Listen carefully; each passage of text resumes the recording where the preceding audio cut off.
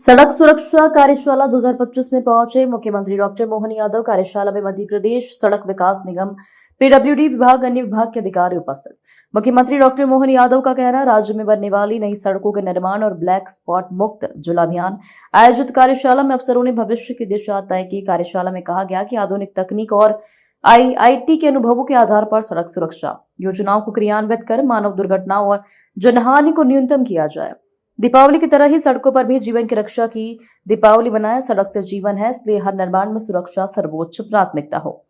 राज्य में फिलहाल लगभग 9,000 किलोमीटर राष्ट्रीय राजमार्ग और 11,000 किलोमीटर राज्य राजमार्ग है। आने वाले समय में इन मार्गों पर सुरक्षा प्रबंधन, हेल्थ रिस्पांस और प्रशासनिक समन्वय को और मजबूत किया जाएगा। विभाग द्वारा सड़कों पर जनहानि को रोकने के लिए नई तकनीक का उपयोग करते हुए राष्ट्रीय राजमार्ग हो, राज्य के राजमार्ग हो, सड़कों के अंदर होने वाली दुर्घटना को रोकते हुए सड़क की सुरक्षा के आधार पर आईआईटी मद्रास के साथ मध्य प्रदेश सरकार ने भी एमओयू किया, एनजीओ को भी जोड़ा और नई नवाचार के आधार पर सड़कों का निर्माण भी हो, लेकिन जनहानि कम से कम हो।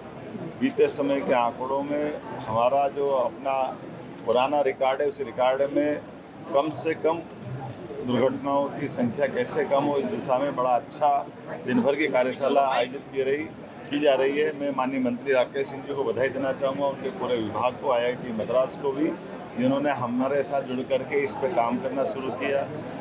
हमारा लोक निर्माण विभाग बहुत सारे नवाचार अलग अलग क्षेत्रों में कर रहा है। यद्यपि ये बात सही कि भौगोलिक दृष्टि से मध्य प्रदेश राजस्थान के बाद दूसरा सबसे बड़ा राज्य है। ऐसे में हमारे राज्य की सीमाएं बहुत बड़ी, लेकिन देश में मध्यम होने के कारण से किसी को भी किसी राज्य में आना जाना है तो उसको मध्य प्रदेश से गुजरना रहता है। ऐसे में ये अच्छे महत्व का विषय है। मेरी अपनी ओर से आपको बधाई दे रहा हूँ। लेकिन इसके दूसरे सेक्टर बाकी भी चीज़ें हैं, जैसे ट्रॉमा सेंटर, हेल्थ की दृष्टि से हॉस्पिटल। वैसे जानकारी के लिए एयर एम्बुलेंस भी हमारे अपने राज्य में, देश के अंदर ये सबसे पहला नवाचार है।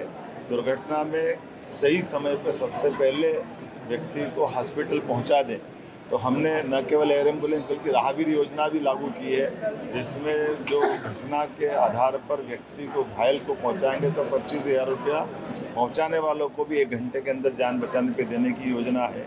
साथ ही साथ 1.5 लाख तक की जो भारत सरकार की स्कीम, उसको भी लागू करके हमारे लिए व्यक्ति की जान ज़्यादा जरूरी है। ये अच्छा प्रयोग है। एक जानकारी और, अब यहाँ से मैं सीधा राजा राम के ओरछा धाम पे जा रहा हूँ।